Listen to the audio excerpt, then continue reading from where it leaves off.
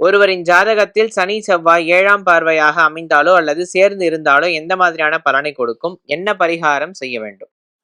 பலன் அப்படின்னு பார்த்தீங்கன்னா, இந்த சனி, செவ்வாய் நேர் பார்வையில இருந்தா ஹஸ்பண்ட் அண்ட் ஒய்ஃப்குள்ள ஒரு நல்ல அந்யோன்யம். இப்போ ஒரு ஒரு ஜாதகத்துல வந்து இவங்க மேஷ லக்னம்னு வச்சுக்கோங்களேன்.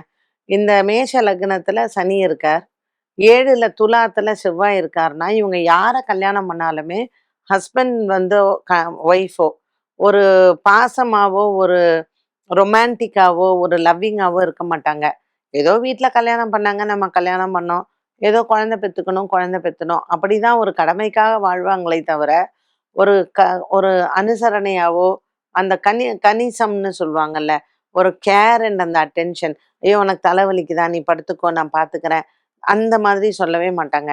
"நீ என்னவா இருந்தாலும் உன் வேலையெல்லாம் நீ செஞ்சுட்டு, என் வேலைய எல்லாத்தையும் செஞ்சுட்டு, நீ போ." அப்படின்னு சொல்லுவாங்க. ஸோ இந்த சனி, செவ்வாய் பார்வைக்கான அர்த்தம் வந்து இதுதான். இப்ப சனி, செவ்வாய் சம்டைம்ஸ் சேர்ந்தும் இருக்கும். அதனால 7ஆம் பார்வையில இருந்து அதேதான்.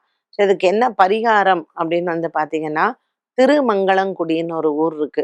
சூரிய பகவான் கோயில் பக்கத்துல. அந்த திருமங்கலங்குடியில மங்களாம்பிகைக்கு நீங்க வந்து அ அந்த மஞ்சள் கயிறு கோவில்ல வாங்கி குடுத்து, அம்பாளை போய் தரிசனம் செய்து, ஒரு 5 பிரதட்சணம் பண்ணுங்க.